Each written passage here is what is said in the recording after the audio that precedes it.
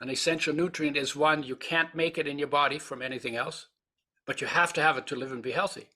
So you have to bring it in from outside. If you don't get enough, you can't stay healthy. Your health goes down, and if you don't get enough long enough, you die. These are like these super important building blocks. And so the idea is, if you optimize your intake of all of the 42 essential building blocks, 18 minerals, 13 vitamins, 9 essential amino acids from proteins, 2 essential fatty acids from fats. If you bring all of those in optimum quantities, life knows how to build a body to optimum standards. And I got stuck on oils because there were these two studies. One was, it said omega-6s are essential, so you have to have it. The next study I read, it said omega-6s give you cancer and kill you. And I'm going, huh? What? I just got told I have to have it to be healthy, and now I'm being told if I eat it, it kills me. There must be something else going on here that I'm missing. And there's that contradiction and trying to figure it out that made me look deeper. And there's a lot of people these days saying you shouldn't use omega-6s because they're bad for you. And what they're missing, because these people have not done their homework that are saying that, what they're missing is it's not the oils that are the problem. It's the damage done by processing and by food preparation that causes the problems. And nobody's blaming the processing. They're all blaming the oil.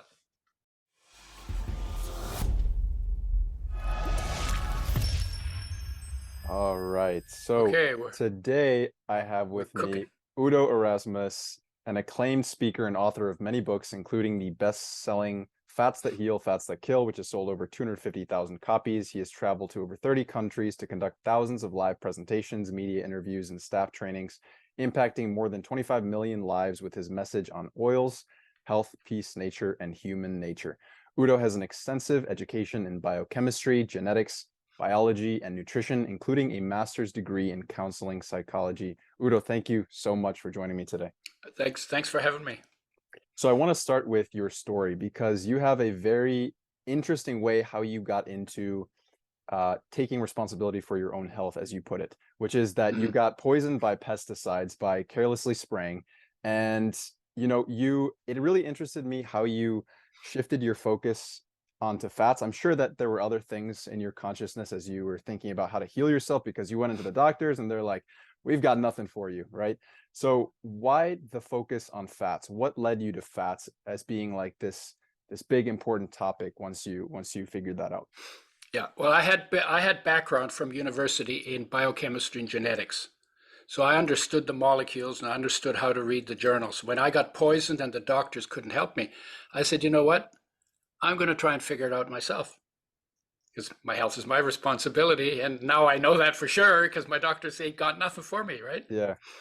And so I started looking at everything. And basically the idea was like this. Your body is made out of food, water, and air.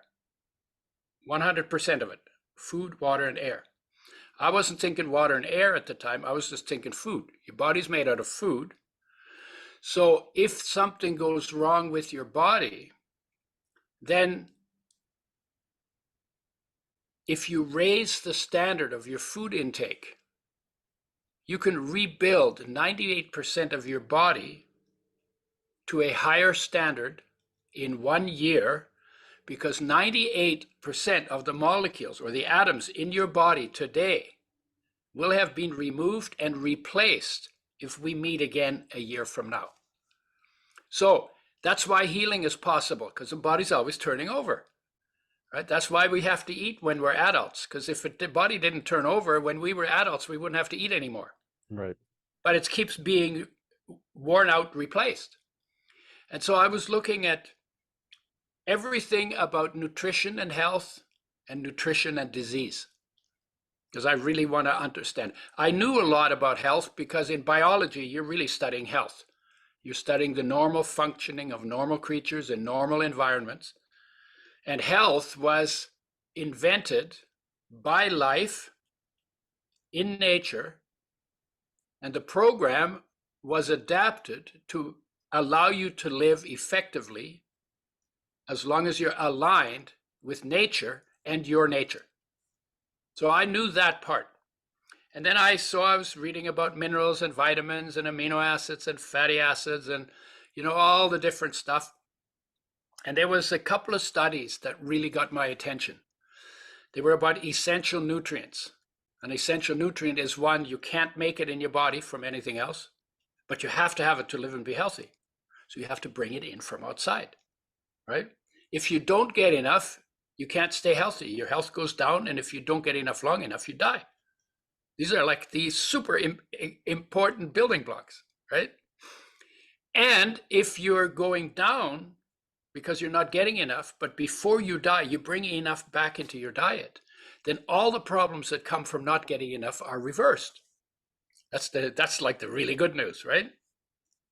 And so the idea is, if you optimize your intake of all of the 42 essential building blocks, 18 minerals, 13 vitamins, 9 essential amino acids from proteins, 2 essential fatty acids from fats. If you bring all of those in adequate in optimum quantities, life knows how to build a body to optimum standards because you've provided optimum amounts of the essential building blocks that life needs to get it done. So your responsibility is right here at your mouth, right? To make sure they all land in your body in optimum amounts. After that, it's not up to you anymore. After that, life just does what life knows how to do. And I got stuck on oils because there were these two studies. One was, it said omega-6s are essential by the definition I just gave. So you have to have it, and you have to make sure you bring it in, and it's sensitive to damage by light, oxygen, and heat. So you have to make sure it's not damaged. And if you fry it, your damage is big time. Industry damages when they make it, pretty big time as well. So that's what that study said. And the next study I read, it said omega-6s give you cancer and kill you. And I'm going, huh? What? I just got told I have to have it to be healthy, and now I'm being told if I eat it, it kills me. And it just drove me nuts. Like that contradiction. It was like, there must be something else going on here that I'm missing. And there's that contradiction and trying to figure it out that made me look deeper into the processing. Because when you read the research, and there's a lot of people these days saying you shouldn't use omega-6s because they're bad for you, or you shouldn't use cooking oils because they're bad for you, or industrial oils because they're bad for you. And what they're missing, because these people have not done their homework that are saying that, what they're missing is it's not the oils that are the problem, it's the damage done by processing and by food preparation. So damage by processing by industry and food production in the home that causes the problems. And nobody's blaming the processing, they're all blaming the oil. I got it because I got to the bottom of that. I said, oh my God, I can't get healthy on oils that are damaged.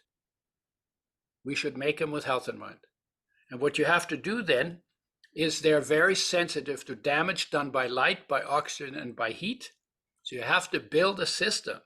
There has to be a very tight system.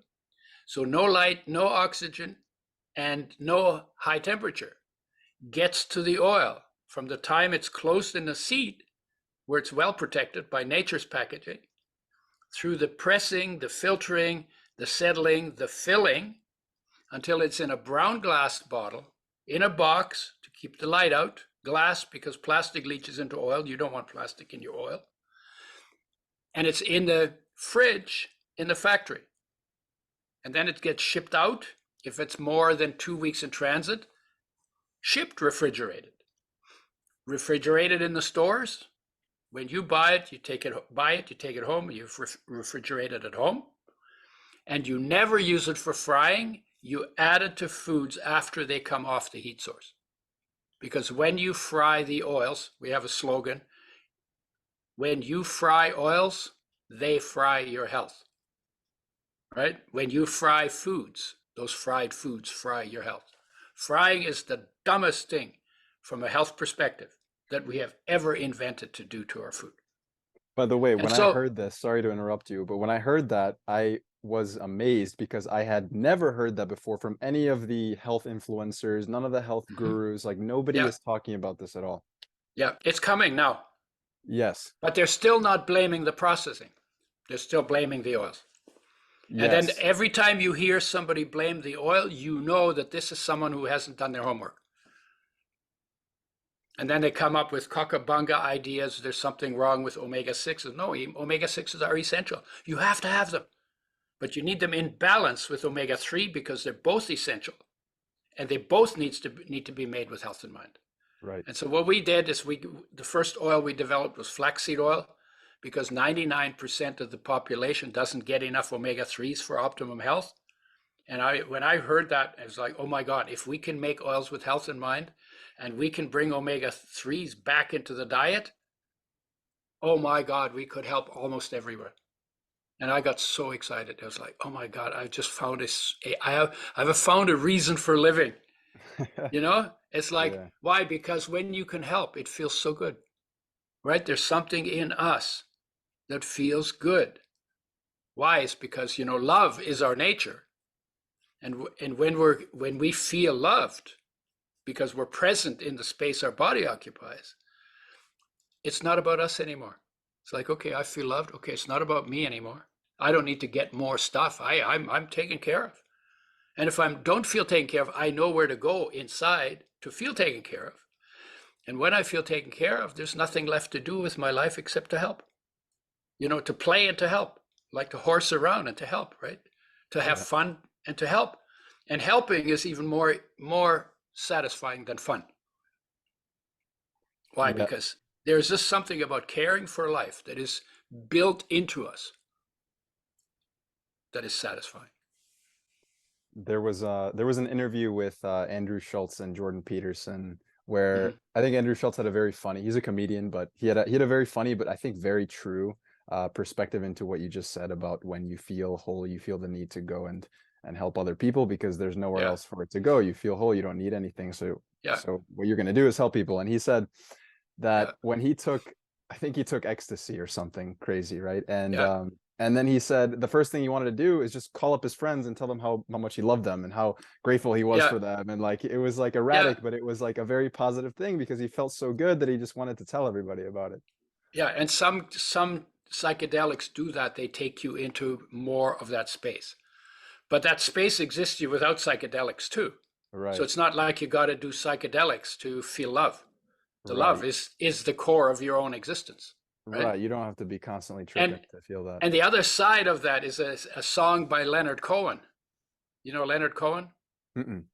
Okay, he's a Canadian poet. He died just a few years ago. Lots of poets. He has a song where he says, when you're not feeling holy, your loneliness says that you've sinned. I was like, well, that's really cool. Because sin means missing the mark, missing the point. When you're feeling lonely, that feeling in your chest is actually your heart calling your focus to come back home.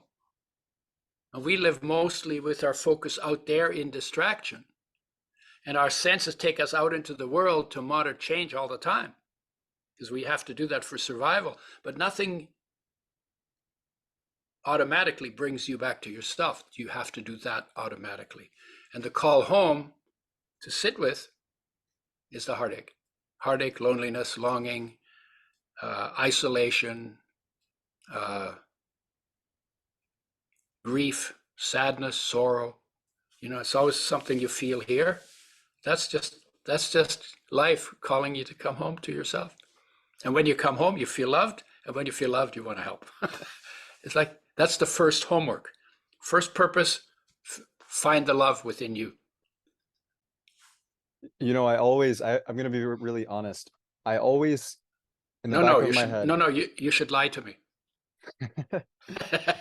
I I always, whenever I have the opportunity to interview someone who has a company of something that they're selling, always in the back of my head, I'm very wary because there's always the conflict of interest there by definition, right? If someone who is an entrepreneur, but with you, very directly, I can tell from, I always stalk a lot of my guests on dozens of other interviews that they've done, lectures that are like have like 100 views or something. I always look at all of them.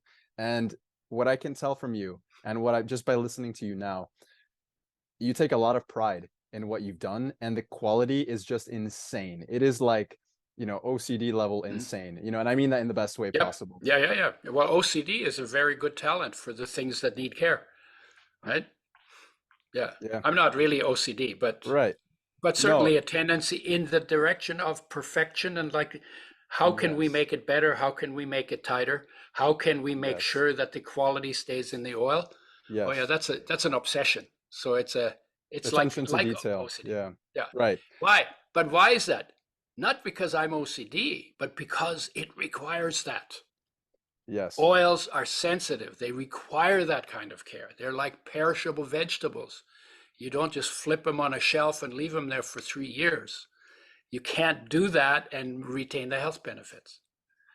And I all of this I never did that for money. It wasn't about money. It was about, oh my God, so much damage to oils. Oh my God, we could help so many people.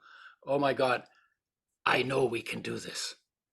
And Eh, so I yeah. developed a method, and then I traveled for like 15 years. I lived out of a suitcase for 6 to 9 months, went to 40 countries, talked about oils, talked about health, and it was just like a labor of love. It's a privilege to be able to do all that. And it never felt like work. It never felt like work. And I had just such beautiful interactions with people. And everybody goes home a little bit enriched in some way, feels a little better here, has a little more information that can be useful, Yep. and what a way to spend a life. And the most compelling thing about your story is that you experimented on yourself with when you were making these oils, right? And I always think that that's something that Yeah. I pay attention to with a lot of people, because that's something that I've experienced in myself. I've suffered from a lot of different health conditions like insomnia and food Hmm. intolerances, and Hmm. digestive issues like IBS, and so I've experimented a lot on myself, which is Yeah. where now I feel comfortable in being able to go and help people. And in fact, Yeah. that's like the only thing that I want to do now, because I found a sense of stability in my own health that I now feel like I put it to the test. I've stress tested some of my theories and concepts of Hmm. health onto myself, and I've seen that that's what you've done with your oils here. Yeah, of course. And why I do that is because if I want to do an experiment, here's the experiment. Now, that doesn't mean I have the truth for everybody, but at least I know what my body's telling me because I can pay attention, right? So that's very useful, at least as a starting point. Right. And for instance, I say, I can't get enough oil to make my skin soft and velvety. When you get enough oil, omega-3 and 6 Mm-hmm. together, they Yeah. form a barrier in the skin against the loss of moisture. So that's how we measure optimum, because Mm-hmm. the inside of your body gets priority on it. Because you can live with dry skin, but if your heart dried out, you'd be history. Right. So skin gets it last, loses it first.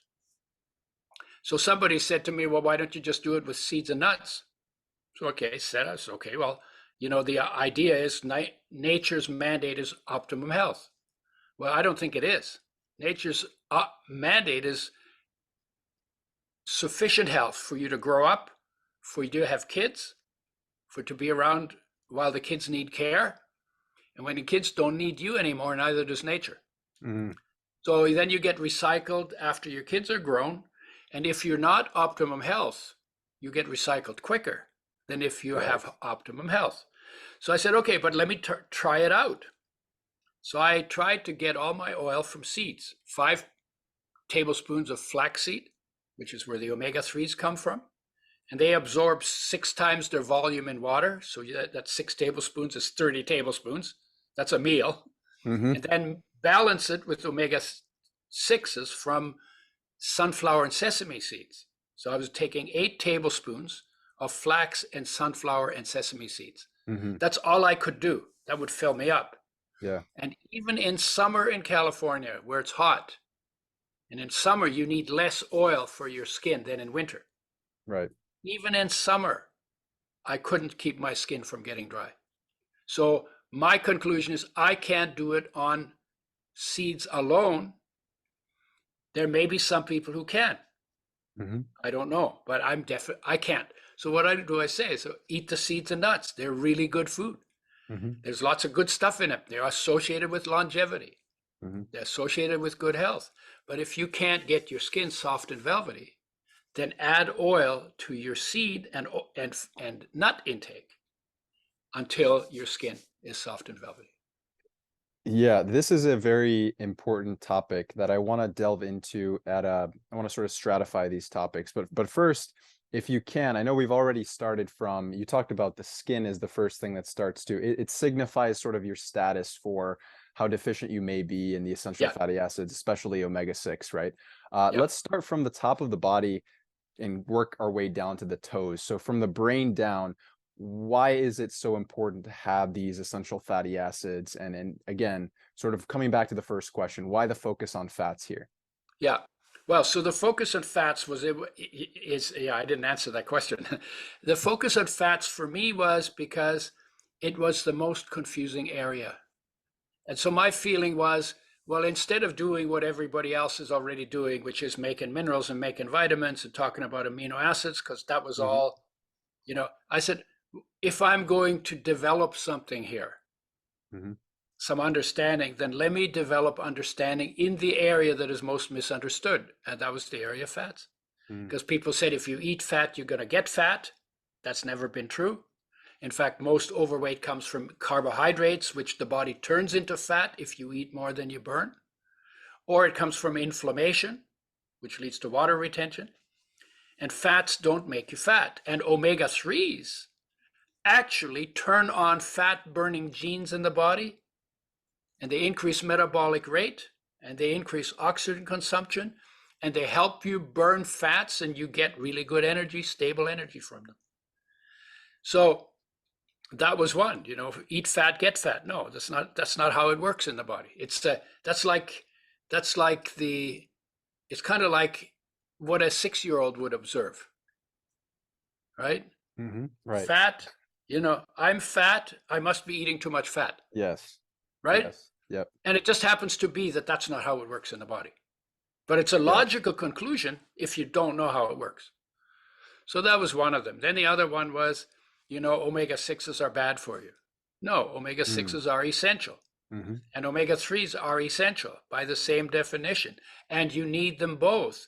But they both need to be made with health in mind. Omega 3s are 5 times more sensitive to damage than omega 6s. So Hmm. they need even more care and are damaged more extensively if you don't take that care. Very important stuff. So that's always in the details, right? Right. Now, And then they are required to make the cell membranes. They make the cell membranes work more effectively. They make the cell receptors for the various things that need to go in and out of the cell. They make those function more effectively. They make hormones work more effectively at the cell receptor level.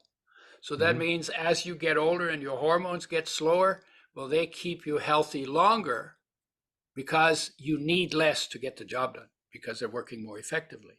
They're important for bone density. They're important for energy production. They're important in the mitochondria, but they will harm the mitochondria if the oils are damaged, because then you get damaged molecules into the mitochondria and then they gum up the energy works. And again, like people say, oh yeah, oils are bad for the mitochondria. There's somebody out saying that right now. He hasn't done his homework. The damaged molecules are bad for the mitochondria, as you should expect. Right. So get your oil. Don't stop using oils. They're part of nutrition. They're one of the 3 pillars of nutrition. And there are essential nutrients from oils that you need to have. Yeah. Just don't get them damaged, and just don't damage them in your own frying pan, right? And then if you have oils made with health in mind, which is the industry that we pioneered, making oils with health rather than shelf life in mind. The industry was always interested in shelf life, and I was interested in health because I got poisoned by pesticides, right? So where are we on the question you asked? Yes. We So do so many, yeah. Yes, so we started sort of at the skin. You already talked about how it's important for bone health, how it's important for the cell membranes. What about, talk to me about the brain. What is the Mm. importance of, obviously, like most people are now aware that, things like cholesterol build some of like the myelin in the neurons of the brain, and fats are important basically. But tell me a little bit more about that, because you go in depth in the book. Yeah, yeah. Okay, cholesterol is used in the membranes to regulate the fluidity of the membranes. If your membranes become too fluid, that's not good.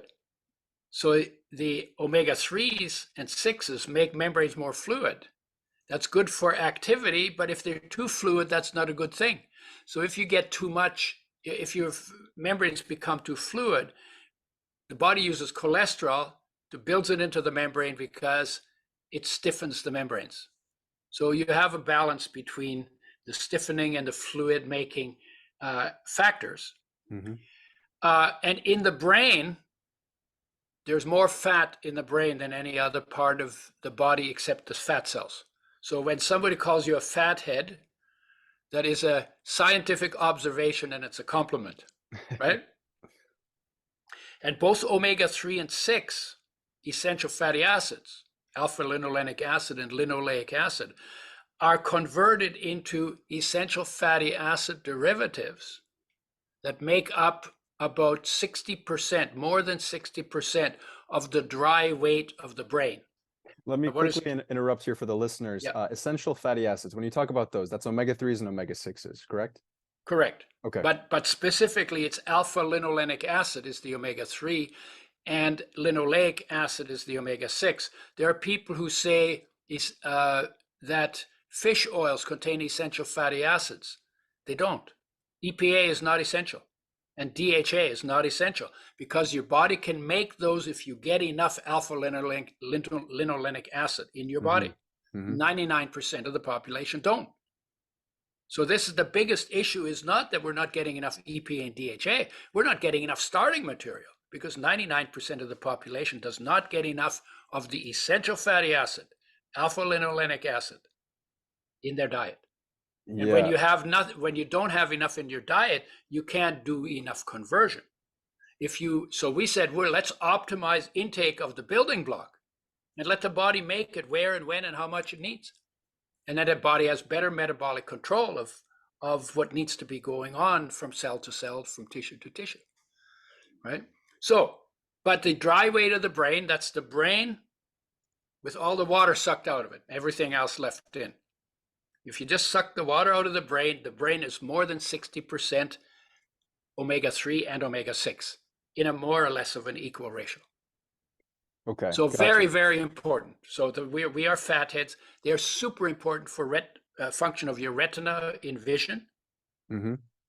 Again, essential fatty acid derivative, DHA, is in there. Hmm. They're important for lung function.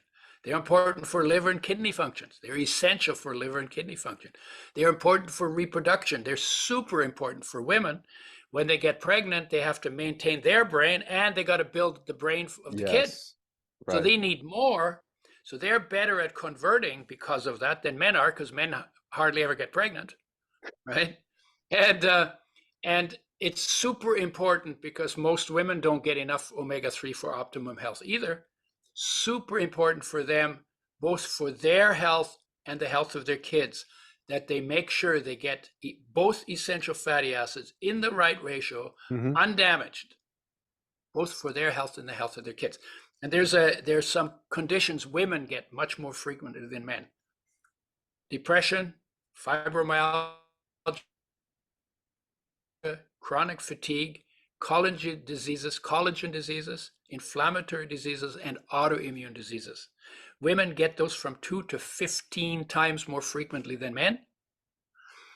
And the researchers think it's the depletion of essential fatty acids that sets them up for those conditions, because they've shown that every child gets less essential fatty acid than the previous child, and every child depletes the mother further.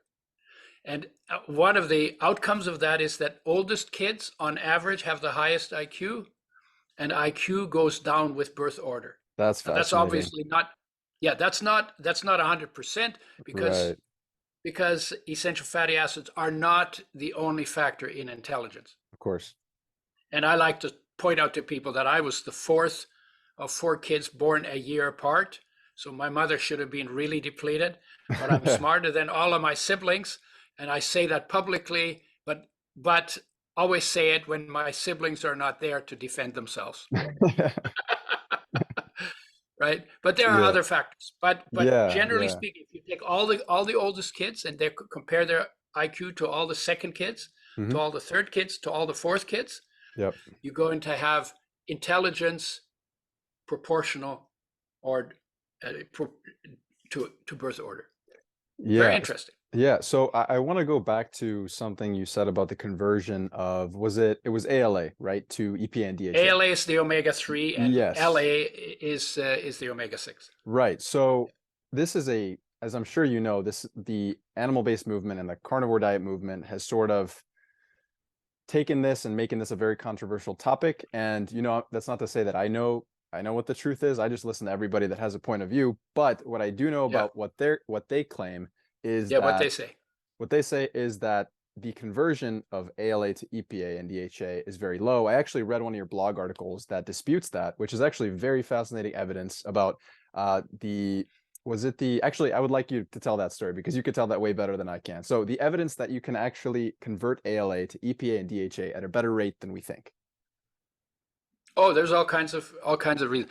So, but let me give you the foundation for that. The people who are saying that,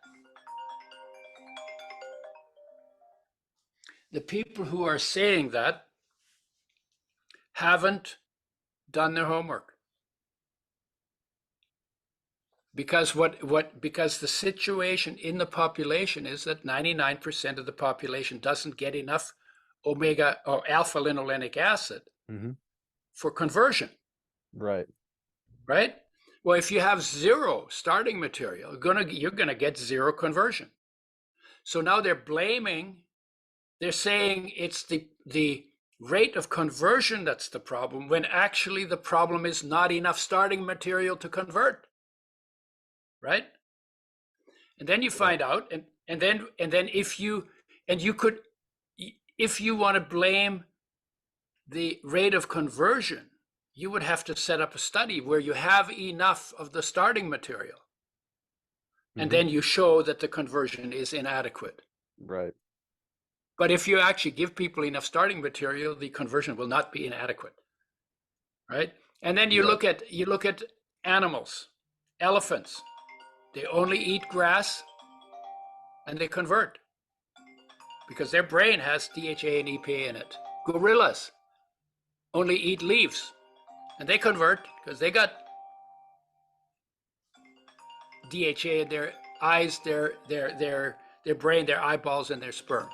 And the same with rabbits, and the same with zebras, and the same with horses. And there are 300 million Hindus that are in the Brahmin caste. They are obligate vegetarians. The only animal they eat is clabbered milk for probiotics, and milk is exceptionally low in DHA. So they have to be converting it from the chickpeas they eat and the chia seed they eat, not the chia seed, the what's it called? Flax. No, they do eat some flax, so they could get it from flax, and they get it from green leaves, and they get it from other sources. Okay. Psyllium seeds. They eat the psyllium seed, and the psyllium seed. We get the husk for constipation. They eat the seed. Its oil is 30% omega-3. So they have sources of ALA, but they don't have sources of EPA and DHA. No fish oil. Right. And they've been living like that for somewhere between 5,000 and 20,000 years. And they're just as smart as we are. They can see just as well, and they can reproduce just as well as we can, even though they got no fish or fish oils ever in their diet. Yep. How big a study do you need? Right. Yeah, and that You was know, when I 300 million people for 5,000 years. Yeah, that's a study. yeah, when I read that I was I mean that's compelling. I tended to Yeah, for a while lean more towards the animal-based diets, yeah, but I'm coming back to center, and yeah, there are many. I'm very open to this new information, and that was very compelling for me. yeah. And so yeah, So go let me ahead. just say one other thing about it. The EPA and DHA in flax in fish oils is 5 times more sensitive to damage by light, oxygen, and heat Hmm. than the alpha linolenic acid in flax. So it's even more sensitive. So if you get a little bottle of fish oil, not Hmm. in capsules, but in a little bottle, you Yeah. put it in your fridge, you open it up, within days, you can smell the rancidity. It's that chemically sensitive. And the fish oils burp on you. That's because they're so sensitive and they're damaged. And they're more Yes. damaged than the cooking oils. Yeah. And so why not get the most stable form, make it with health in mind, make sure you optimize your intake and let your body do the conversion, because your body can do the conversion. We all have the genes that do the conversion. The delta 6 desaturase, delta 5 desaturase, delta 4 desaturase, and all the elongases. And then out of, so those conversions are made. And there's a whole bunch of other things that alpha linolenic acid is converted into the body for Hmm. brain function, for mood, for immune function, um, antioxidant, anti-inflammatory. I mean, there's so many functions. And alpha linolenic acid is the only molecule in the body of which 80% is used as fuel, and the other 20%, are turned into other molecules, including antioxidants that protect you from the sparks that are produced by the fire in your body that they feed. So they give you energy, that's your fire. And Hmm. good fire, if you have lots of energy, you're going Hmm. to throw more sparks. So now you spark control. But here's one molecule that is both fire and spark control. Interesting. Yeah, and then you look at nature and say, who came up with that? How And cool is that? when you talk about the sparks, you're talking about like reactive Free oxygen species, free right? Free radicals, radicals. reactive. Yeah, they're all free radicals. Yeah, Gotcha. yeah, Okay. yeah, Yeah. and they do tissue damage, right? Because they're super active. Yeah. They're single electrons. They steal electrons from other molecules, and then they produce free radical chain reactions, right? Gotcha. And Yeah. here's the most sensitive of all the molecules makes its own spark control, makes Hmm. the fire and makes its own spark control. How cool is that? And now, when we make oils in industry, or sugar in industry, or white flour in industry, we're taking the fire, separating that from the spark control that's in the sources of those foods. And so we get fire without spark control. And that's why sugar causes inflammation. And that's why white flour is a bad idea. And that's why what I call the white oils Hmm. that that are mostly omega-6 oils and have had their antioxidants from the seed and from the unrefined oil removed, why they cause problems in health, even if you don't fry them. But the damage is done by industry, and they've taken out the antioxidants, and they contain Gotcha. pesticides. Gotcha. Yeah. Yeah. So to summarize here, if I may, if I get this correctly. So there's this whole idea now that's become very mainstream that seed oils bad for health, which is synonymous with omega-6 is bad for health, but really Yeah, you should not be throwing omega-6s under the bus when it should be throwing the manufacturing process of heat, light, air, and pressure that destroys these oils. And you talk about like adding these chemicals to them to get rid of the yeah, horrible smell and like the sort of you know the fact that they're not clear. You have to make them clear with more chemicals. And so it's the fact that all this processing is done to them, not the fact that they're omega-6s in themselves that are causing health problems. correct. Okay. Exactly right. Exactly right. And now, when you read the research, like these people who write those books did, they write the research, but the researchers, a lot of them get grants from the oil industry. And because they get grants from the oil industry, they're not going to complain about the Mhm. damage done by processing. So they don't blame the damage on the processing. They make it sound like it's a problem of the oil. Right. And that's where the confusion comes from. And they haven't looked, they didn't get that thing that happened to me where I said, oh my God, they're essential and I have to have them. And oh my God, they kill me. Right. And they didn't, and they never figured out why the contradiction, because behind the contradiction is usually a cause. Right. Yes. And so they haven't done that kind of homework. And so they are sort of, they're reading that research, blame the oil because that's what the research says, the cooking oil, whatever it is, canola oil or soybean oil or corn oil or whatever they used in the study, and they always Yep. say that. Yep. Yeah, we used this oil, but they never said that their source was an oil that had been treated with sodium hydroxide and phosphoric acid and then bleached, and then the rancidity blown off by heating the oil to frying temperature. Yep. And that caused more or less 1% of damage. And that 1% damaged in an oil, if you take a tablespoon of it, in that 1 tablespoon, there are 60 quintillion damaged molecules. That's a 6 followed by 19 zeros. And that's more than 1 million damaged molecules for every one of your body's 60 trillion cells. Well, yeah, these are molecules that are unnatural. They don't belong in the body. They were never present in nature. And when they get in the body, they gum up the works. They go somewhere and they can't do what needs to be done there. And then that's called the side effect on a drug. Right. But we're doing it to our foods as well. And Yep. that part is not being focused on. And the industry hasn't changed the way they make oils just because nobody is blaming the processing. And then Right. enough people produce confusion. And so now we have a book. I don't know who funded the book or whether this is his own understanding, and he hasn't done the homework he needs to do. And now he's going around and saying, yeah, oils are bad and omega-6s are bad. And the truth is the processing wrecks the oil, and omega-6s are essential. But if you wreck the omega-6s, then you're going to have toxic molecules in the omega-6s, and they will do damage to you. Right. And something that you mentioned in the book, and something that you over and over again, you nail in other interviews. And I will not ask you the painful question of, well, what's the best oil to fry? Because I already know your answer. It's, it's a least bad scenario and not a good scenario, right? I also tell people, look, that's a Russian roulette question, because you're just asking, what can I get away with? You should ask a better question. What do I need to do to have the longest life and the best, healthy, most productive life that it's possible to have, given my genetics and the world I live in? Yeah. And answer that question, and then design your habits to answer that question, rather than, well, what can I get away with? Well, Right.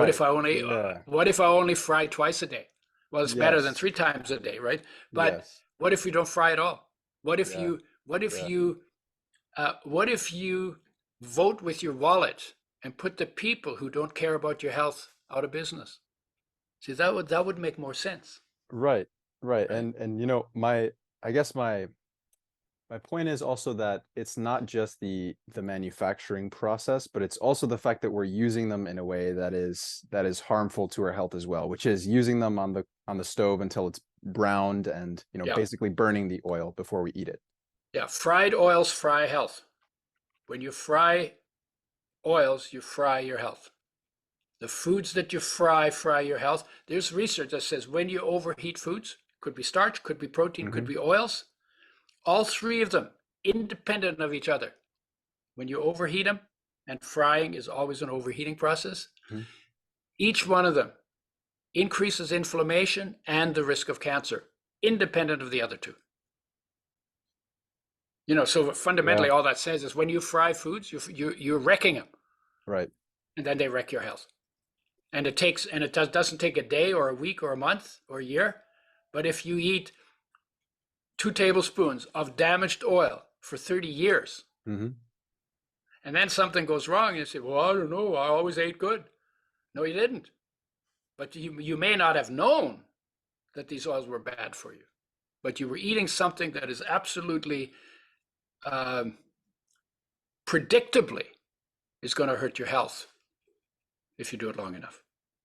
Yeah, and I think I want to bring in a term that I've heard a lot lately, and I was hoping if you could expand on it, which is lipid peroxidation. And this, my Yeah. point with using this phrase is because for myself, I was like, that's why I asked you the first question of, why the focus on fats? Because when I first heard about your work, I was like, well, yeah, I mean, fats are definitely important, but are they really that important? And then I started looking into the lipid peroxidation thing, and I said, wow, there's a lot of things tied to this thing. So could you explain a little bit about what that is? Okay. Yeah. More health problems come from damaged oil than any other part of nutrition.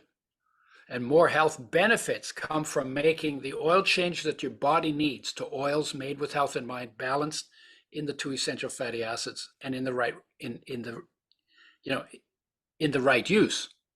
Okay, that's really important to recognize. More health problems come from damaged oils than any other part of nutrition. Okay, now there are 3 kinds of damage. Light produces free radicals. Free radicals run into chain reactions. Chain reactions are usually on average 30,000 chain reactions from one ray of light that hits an electron and knocks it out of orbit to create the free radical. So that's number 1. Number 2 is oxidation, reaction with oxygen. Mm-hmm. That's rancidity, and we call it peroxidation. That's the fancy word for rancidity. That's the reaction of sensitive oils with oxygen. And then the third one is heat. And the heat goes like this.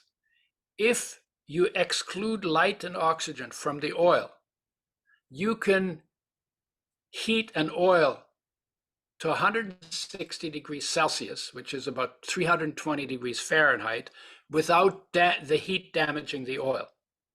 But above that, you begin to heat cause damage independent of light and oxygen, and you get twisted molecules, trans fatty acids, all kinds of things happen, and then that damage goes up exponentially with temperature.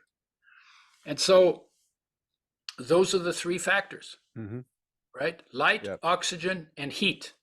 If there is oxygen and light present, then the damage caused by heat begins much lower, because the higher the temperature is, the faster the reactions go.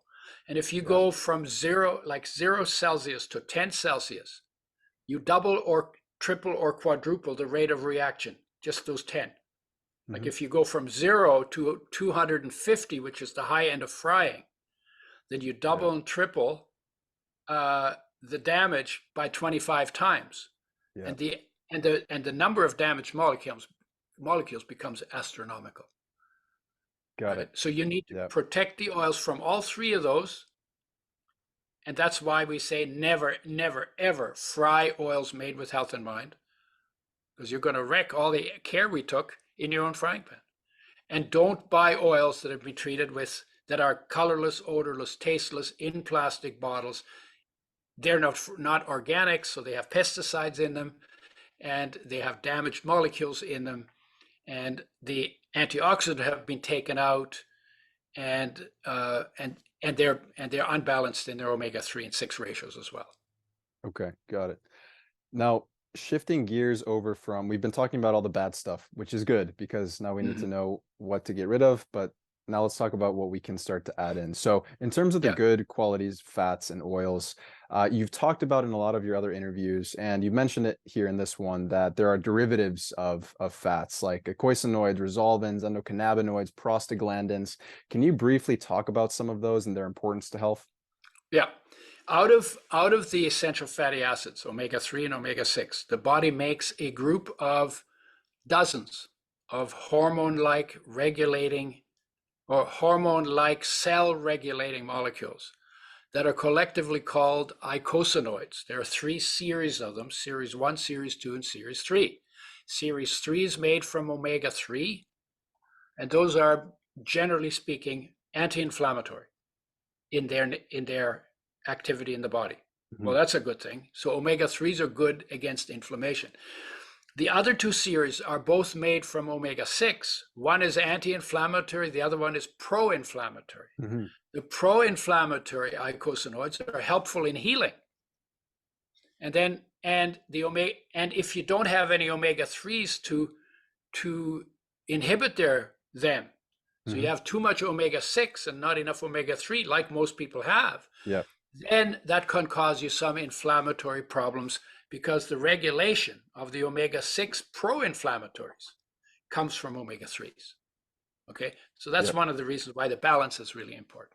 Okay. And there's eicosanoids that come in 4 parts: prostaglandins, prostacyclins, thromboxanes, and leukotrienes. And then from the omega-3, there are other derivatives. GLA is an omega-6 derivative. Arachidonic acid is an omega-6 derivative.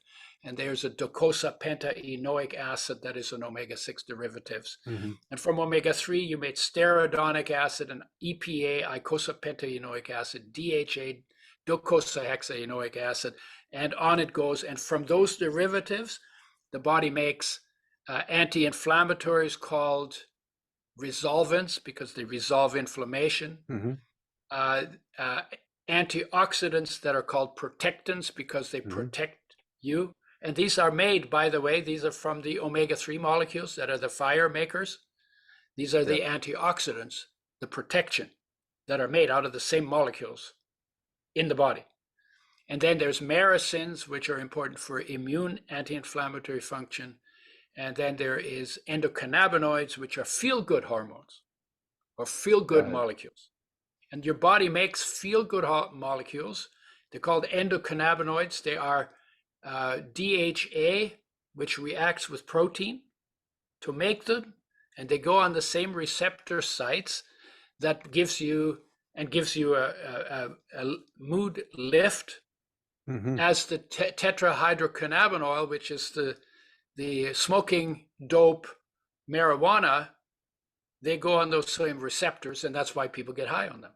It elevates their mood, lifts depression. But you don't have to smoke one of those, because your body can actually make those out of omega-3s and protein for the same receptors. Yeah, that's interesting. And they're called endocannabinoids because they're like the cannabinoids, but they're made inside the body. That's what endo means. Yeah, got it. Yeah. Homemade. Got it. Wow. Okay. So the endocannabinoids are really fascinating to me, because I know there's a strong body of literature which supports the fact that omega-3s can be helpful in depression. And so this endocannabinoid system would make a lot of sense that it may be partially mediated by that. I wonder also if the people who are suffering from addiction or who have addictive-like tendencies, if that may be partially buffered with improved endocannabinoid function of the system by potentially by omega-3s. Yes, and I know that, I don't know that from the science. I know that from people who work with addicts who use the oil, and it said it was easier to get them off drugs. And the way I explained it is like this: look, if you're having a crummy life, and then you smoke something or you take some kind of a mood elevating drug, and you feel better, like you're feeling in your real life. That's why people do it. Yeah. So if you want to cure dope addiction, then how do you need to shape a life so that it's better? It feels better to be alive without the drug than it does with. And that means you may have to change some habits. You may have to be kinder to people. They may have to be kinder to themselves. You got to eat right. And one of the things the omega-3s do, they elevate mood and lift depression. There's quite a bit of research on it. They elevate mood and lift depression. That's another thing. When you have more energy, you tend to feel better because you're more competent and you can perform better, and there's a good feeling about performance, right? So omega-3s give you more energy. We actually did studies with athletes, both strength and endurance. If they did their sport to exhaustion, within 30 days of being put on a tablespoon per 50 pounds of body weight per day of the blend that we work with called Udo's oil, within 30 days, their stamina, when they did their sport to exhaustion, 40 to 60% increase in performance. Yeah. Wow. 40 to 60%. There's no training program that gets you that kind of lift. No, that's huge. And why is that? Because most people who are sports people are not getting their omega-3s, and they're not making these molecules that increase their performance by increasing metabolic rate, increasing energy production, increasing oxidation rate. So it takes them longer to get tired from oxygen debt, and they recover from oxygen debt quicker so they can go again. How much time do we have? Because I don't want to, there's a lot of questions to ask, but I don't want to go Go over ahead. your time. Yeah. Okay. Okay. Okay. So we've largely been talking about the essential fatty acids, omega-3s and omega-6s, but you also talk about some of the other ones, monounsaturated fatty acids. You talk about saturated fat. I don't really want to go into saturated fat because that's such a huge topic that I feel like we could spend like hours there. So Oh, no, let's go into it for just a couple of minutes. Okay. So the whole story of fats should be centered around the essential fatty acids. Because of everything is in fats, monounsaturated, saturated, trans, everything that's in fat, the world of fats. The only thing you need that you can't make and therefore have to bring in from outside is omega-3 and omega-6. Yep. Everything else, if you do that right, everything else in the world of fat can be made in your body. That means omega-9 is not essential. The monounsaturates are not essential. Your body can make those out of sugar and starch. That's why they're not essential. Saturated fats can be made out of sugar and starch. That's why they're not essential. So those two are not essential. Nothing else is essential except omega-3 and omega-6. No matter what diet you go on, you want to do a keto diet, you have to, if you want it to be sustainable, you have to build that keto diet around optimizing your intake of omega-3 and omega-6 undamaged in the right ratio. Otherwise, eventually you will become omega-3, omega-6 deficient. And then your keto diet is going to kill you. You have to have those, right? Okay. The saturated fats getting a bad rap, and I'll tell you why. When you eat saturated fats, they make your platelets more sticky, which takes you towards heart attack, and you become more insulin sensitive, which takes you toward diabetes. Resistant, right? What did I say? Sensitive. Oh, no. Yeah. Insulin resistant. Yeah. Sorry. Yeah. Okay. So thanks for catching that. Yeah. You're actually listening. You're just not going into a trance here. That's good. No. That's good. And that's why it's a problem, right? Yeah. But here's what's interesting. Omega-3s, which are too low in 99% of the population, make you more insulin sensitive and make your platelets less sticky. So that means that if you optimize your intake of omega-3, your saturated fats are not going to do it to the extent that they're doing it. And it would be fair to say that what we're blaming on the saturated fats, taking you towards cardio and diabetes, should be blamed on the lack of omega-3 in our diet, because omega-3 is essential and protects you from the problems that saturated fats can cause when you're omega-3 deficient. Okay. So when you optimize your omega-3 and 6 and you get them in the right ratio and you do all of that right, then having saturated fats in your foods is not a problem. Then butter on your bread is not a problem. Then lard, if you're a meat eater, is not a problem, right? Yeah. It's the fact that we're not getting the omega-3s that protect us from that should be blamed for the problems that most people blame on saturated fats. And that's very common. Saturated fats are blamed for a lot of things. Yes. Blame the lack of omega-3s. Got it. Wow. Okay. Now, in terms of the monounsaturated fatty acid, most people nowadays, whether they're scared of cholesterol, whether they're scared of saturated fat, I would gather that most people now are either using olive oil or they're using like an avocado or something like that. And so that's a lot of monounsaturated fat. What is the role there of monounsaturated fat? Okay. Yeah. Okay. First of all, avocado, the oil, there are no standards for how the oil is made. So that means they take rotten avocados and they do a chemical feast on them, and you think you're getting a good oil because when you eat avocados, they're quite good food, right? Yeah. But there are no standards for it. There are standards for even the bad oils. There are no Yeah. standards for avocado. Yep. Not been set. And there's a recent study that said they should set it standards like there are standards for olive oil and so on. Right. They just haven't been set. So Got you it. don't know what you're getting.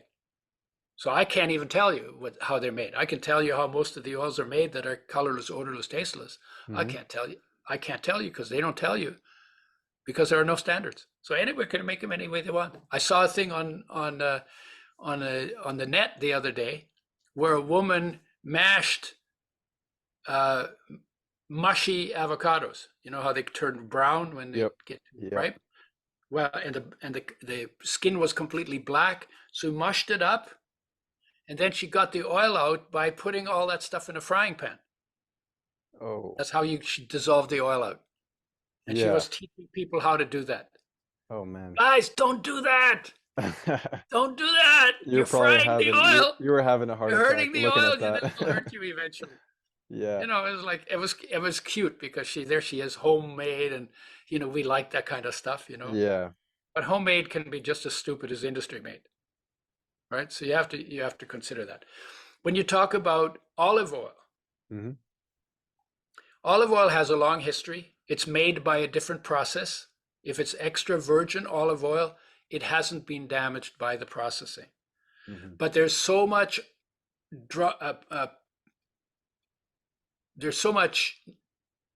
call for olive oil Hmm. that the market has grown a lot faster than the olive trees grow. So what they do is they take some olive oil and then they sometimes put in canola oil or soybean oil or some other cheap oil. Yeah. And then they sell it to you as extra virgin olive oil. So now you don't know what you're getting, Right. right? Yeah. And the reason why people like the omega-9 oils is Hmm. because they're pretty stable. Omega-3 is 5 times more sensitive than omega-6. Omega-6 is about 2.5 times more sensitive to damage than omega-9. Mm. You want a stable oil, then you go liquid oil, stable oil, omega-9. And again, this is because people don't want to take the pains that you have to take if you're going to use omega-3s and 6, the only two essentials Yep. made with health in mind. So that's mainly what drives the omega-9 craze. But let me say one more thing. Mm. Olive oil, if it's extra virgin olive oil, good that it's not damaged by processing. Yep. No omega-3s, only 10% omega-6. Hmm. All the rest of what's in there your body can make out of sugar and starch. Hmm. And the oil was never used for frying traditionally. Hmm. They cooked their food in water. They poured the water off. Then they poured olive oil because oils enhance flavors of foods. Hmm. And they improve the absorption of oil-soluble nutrients in foods. And so they used olive oil was not used for frying, even though it's more stable than omega-6 and omega-3 oils. But they didn't Right. use it for frying traditionally. That's a new thing that the oil industry invented because they said, oh my God, we could sell so much oil if we could get people to use oil for cooking instead of using water for cooking. When I was a kid, I'm 80, right? I'm 80. I was born in 1942. When I was a kid, cooking meant in hot water. Now cooking usually means in oil. Right. We called in oil frying or deep frying. Hmm. So they've changed the meaning of the term, and all of it driven by, oh my God, we could make so much money if we could get them to use oil instead of water. And Yeah. our parents were bamboozled into making that change. And now we think mother love means fried foods. Mhm. So we need to separate that out. Fried foods is a really bad idea that our parents were bamboozled into. Keep the mother love. Mother love is unbelievably precious.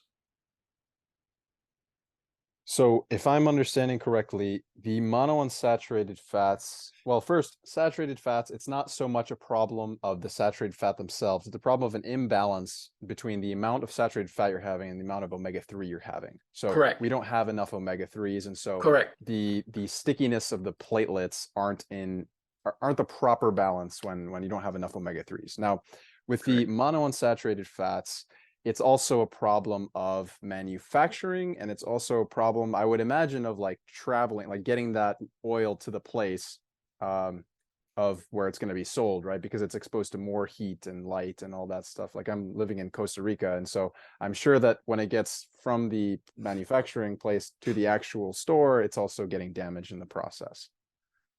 Well, but less than omega-6 oils and much Yes, less than omega-3 oils. right. And then they sometimes put them in dark glass. And by the way, monounsaturated and saturated fats are good fuel. But that's all they're good for. Right. Okay. Right? There's they're not essential. They're not like a building Right? block. They're not the essential building blocks that you Got can't it. live without. Yeah. Yeah. But they're still good fuel. And in Okay. some ways, oils are better fuel than carbs, because carbs make your blood sugar go up and down. Then they make your insulin go up and down. Then they make your mood go up and down. Insulin drives the sugar into the cells. There they turn into fat. Then you end up with low blood sugar. Then you get cravings. Then you eat carbs. Then you eat them fast because you need to bring your blood sugar back up. By the time your blood sugar is normal, you've eaten too much. And that's Yes. called carb addiction. You keep doing it over and over and over again. That never happens with fats. They give you stable energy, and Yes. they don't give you the mood and insulin and blood sugar swings. Right. Yeah. Now, for people listening, where should they start? I imagine that obviously your oils are a fantastic source of these essential fatty acids, but for example, if like I can't get these, I'm not in the US, where can I get them? What are the best sources from foods? I think you should become the importer. Yeah. Well, that's just, in touch with it. I would be interested in that. Yes. Yeah. Yeah. So where should people start? You always start where you are. Yeah. And to me, like from a health perspective, if you look at nature, life's mandate for creatures that eat fresh, whole, raw, organic, for human beings, probably mostly plant-based, but people will argue with that. But if it's not plant-based, it's still raw. Every creature eats like that, right? So in a way, you put that as the high standard. Fresh, whole, raw, organic. Where are you now? Fried, fried, fried, fried, fried, fried, fried. Burnt, Yeah. burnt, burnt, burnt, burnt. No vegetables, hardly any fruit, white sugar, white flour, Yeah. white oils, right? Yeah. Yeah. Yeah. Donuts, right? Donut is white sugar, white flour, glazed with white sugar, fried in white oil. Yeah. Okay?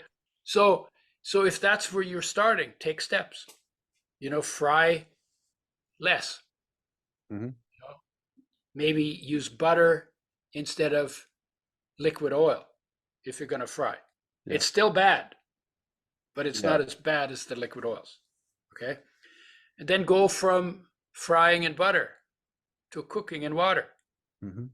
Now you're out of the oil cooking arena. Yeah. And then look at the foods you're eating. If it's white sugar, white flour, go to cane sugar, or sugar, the canes, and chew on those. That's what the traditional people were that gross do. Those are delicious. Right? Yes. Yeah, they're amazing, right? Yep. And instead of white flour or white rice, whole grain, brown rice, right? And you take steps one by one. Take a month, 2 months, 6 months, a year, 2 years to get from where you are to what's in line with nature. And you will notice you have more energy when you do it properly. And you notice that, when you have more energy, that's always nice. And you'll find you age less rapidly. You will notice the benefits from doing that. If you do it the other way around, you're all on, if you want to wreck yourself, right, then go from fresh, whole, raw, organic Mm-hmm. and start cooking everything and start making it not organic and start frying things, right? Then you're going to take yourself in the direction of downhill in energy and in appearance and in time you have on this planet. In terms of the best food sources for some of these essential fatty acids, where do you think people should start? I know you've mentioned raw sunflower seeds in the past for omega Yeah. 6s. Yeah, Yeah. Well, just about every seed and nut has omega 6s in it. right. Omega 3s are harder to get. Flax is the richest source. Okay. They have something called shiso seed or perilla seed in Japan. Mm-hmm. In the tropical islands, there's something called kukui nut that has omega 3s in the nut, Mm-hmm. and psyllium seed has omega 3s in the seed. So there are different in different places, different traditional foods that have omega 3s, Mm-hmm. and they all have omega 6s, Okay. except for coconut, which is mostly saturated, Right. and palm kernel oil, palm oil, those are mostly saturated. Got it. Got it. Yeah. That's And fantastic. but you always go back to the foods that contain the oils. That's where we get the oils, Yes. right? So it's Yes. usually seeds and nuts. They have anywhere from 20 to 65% oil in the seed or nut, Yep. different for different ones. Yep. And they're different in how much omega 6 and how much omega 3 and how much mono and how much saturated they contain. Mm-hmm. And then there's the soybeans are 17% fat, which is very high. Most Mm-hmm. beans and peas and lentils, they're about 4% fat. Yeah. And then the grains, 2 to 4%. And then green veggies and fruit, they have less than 1% fat. So everything has some fats in it. But if you're particularly interested in the fats and the tablespoons, Mm-hmm. seeds and nuts is where you go. In terms of like the And you can look flaxseed. up, yeah, and you can look up, if you go on Google, you can look Yeah. up essential fatty acid profile Yeah. of different seeds and nuts, and they'll pull it up for you. Okay. How And you much can, should people start taking to begin? we recommend of the oil 2 to 4 tablespoons a day for most adults. It's a tablespoon per 50 pounds of body weight per day, mixed in food, and intake spread out over the course of the day. What about from the food itself? From the food itself, I couldn't Yes. get enough from the foods Okay. because I think I already talked about that, right? Yes. Right. Yeah. And so do what you can. Your measure is that your skin is soft, smooth, and velvety. Got And it. that's more noticeable in deserts and in dry places and in winter. And in winter, you need more than in summer if there's seasons where you are. Like I use 4 tablespoons in winter, I use 2 or 3 in summer for the Gotcha. same skin feel. Because in Gotcha. winter, you'll burn more of the oil for heat Yeah. than in summer. Gotcha. Gotcha. Okay. Any last message that you would want to leave with our listeners and viewers here today? No, you know what? You get one life. You didn't exist for billions of years. Now you get one life. It's a pretty short one. Then you're going to not exist for for billions of years. And this is the holiday. Sorry. So here you are on the holiday. Make the most of it. Treat it with kindness. Make it as long as you can. Because existence as a human being is a special, special, special gift. That's beautiful. Thank you very much, Udo, for all of your wisdom and all of the information regarding fats and oils. I know I'm going to benefit from this. I'm going to start self-experimenting with some of this stuff. Where can people find out more about you? Udo's Choice, udoschoice.com. That's my website. Sorry. And then Okay. they can also go to florahealth.com. That's the Okay. website of my partners who manufactures the oil. Gotcha. Okay. Beautiful. Thank Yep. you so much again for And your the time. and the products are usually available in the natural food stores. The oil in the fridge. I also work with digestion enzymes and probiotics and fiber and greens and all that kind of stuff. Got it. Mostly sold through the natural food stores. Whole Foods has it, right? Yep. Yep. Yep. Perfect. Awesome. Thank you so much. All right. Thank you, Jorge.